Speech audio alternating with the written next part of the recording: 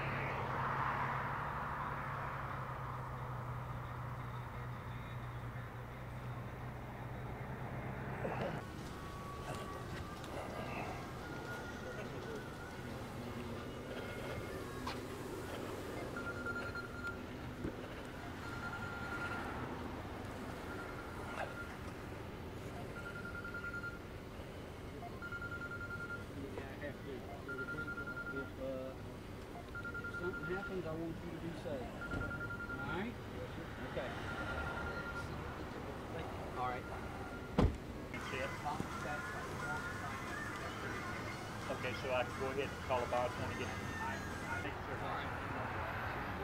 Third. There he is.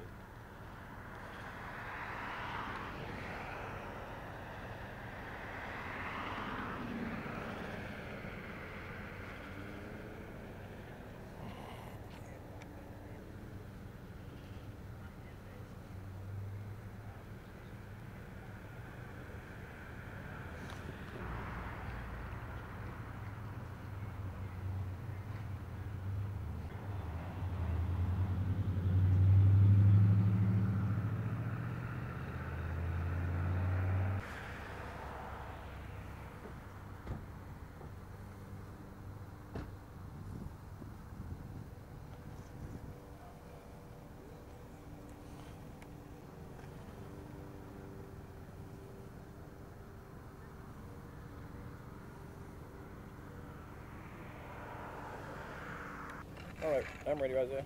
Okay. Okay, first of all, let us get your full name and spell it for us. Rob, F-R-E-Y-E-R. And your title. Chief Prosecutor, Montgomery County District Attorney's Office.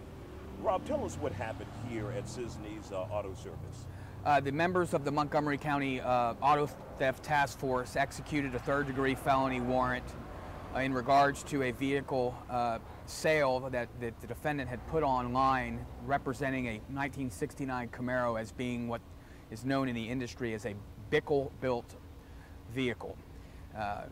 Relying upon those things, the victim in this case forwarded or wired $29,000 to this defendant and began to get suspicious and curious as to why this deal was not going down correctly. He independently had this vehicle appraised and learned, after of course he had parted with his money, that the representations that this defendant had made both orally and in the advertisement were materially false. So although the complainant did at the beginning willingly part with his money, he did so in reliance upon the things, the misrepresentations that this defendant told him. Basically, that's basically what it is, and that this defendant has a history, a very lengthy history with the Better Business Bureau and with other people, Kingwood Underground, of other individuals who are not very satisfied, to say the least, about this defendant's business practices. He currently is charged with forging a vehicle title, all right, it's what's known as a 130U form, as well as another theft case for an individual that paid him, I think, about $3,800 to install a new engine in a vehicle, which turned out to be false. So this is the kind of conduct that people in this community do not deserve to be a part of. And if individuals are lying to good customers, good people, then if we can prove our cases in court, then we're going to put a stop to it. Do we foresee any more additional charges against him? I can't comment on that, Isaiah. There are other things in the works in regards to this defendant, but it's going to involve a careful review and consideration, talking to other folks that may come forward, which we are actually actively asking people to do right now, to call Detective Alton Neely with the Montgomery County Auto Theft Task Force. And if you give me just 1 second, I can give you his number. Okay. Hold on, let me just get it for you. Hang on. Sorry. Okay, go ahead. We would encourage anybody that has had a negative dealing or an unhappy dealing with this individual that has just been arrested, Richard Sisney here in Porter, that they contact Alton Neely, N-E-E-L-Y, at the Montgomery County Auto Theft Task Force, and he can be reached at 936-538-7736. Does the investigation tentatively end here now with his arrest, or do you go through the shop? Do you check things out to see if there are other questionable items? I believe they're going to perform an administrative search to follow up on vehicle identification numbers, records, and other things like that. And as part of their duties, they're statutorily, the law allows them to do that. So I don't know what they find. Our number one objective today was to get this defendant into custody. We had a judge sign a warrant 2 days ago for the third-degree offensive theft between $20,000 and $100,000. So we will not tolerate this in Montgomery County, period. Rob, he didn't act surprised or anything else at this. Did he think, I mean... Well, you know, Scott, we were all there. We saw how he reacted, and you know, he's quite accustomed in his business practice here to fielding many complaints from very dissatisfied customers. So, you know. What can you suggest someone going online on a vehicle like this, finding a vehicle like this, as far as checking out before, like you say, parting with their money? I mean, just there's all sorts of things you can do. Talk to people in the industry. I guess, you know, when you see people get ripped off on over the internet or over the phone, people are not given the opportunity to check this guy's work or to follow up on what this guy says in person, which would be something that people ought to do before they part with their money. And I feel bad for anybody that's lost money to this guy. They didn't sign up for that. Where was the alleged victim located? The alleged victim is located in Canada. Canada, okay. British Columbia, Canada. Now, what did he misrepresent about the vehicle? I don't know exactly, because I'm not fully versed with what's what and what's not, but a number of things that were selling points by this man, Richard Sisney, for the victim in this case, were things that the victim relied upon to decide to part with a considerable amount of money. So, and as you see in the complaint that I gave you all a copy to, the money was wired by the defendant at the defendant's or by the complainant, by the victim, to the defendant's wife's bank account, and that's laid out in the arrest warrant that I gave you all. And let me ask you,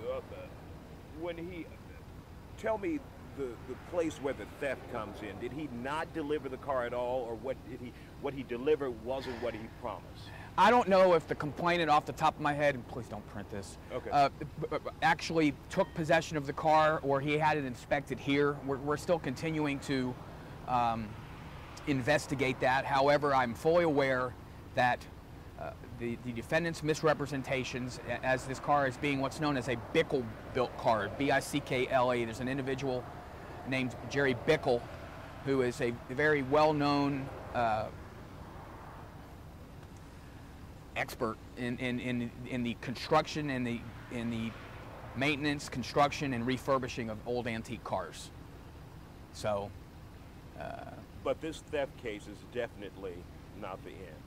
Well, I mean, we know it may not be. That may depend on cooperation from folks out there that have had negative dealings with this guy. If anybody has parted with their money and not got what they thought they were getting, then we would love to hear from them.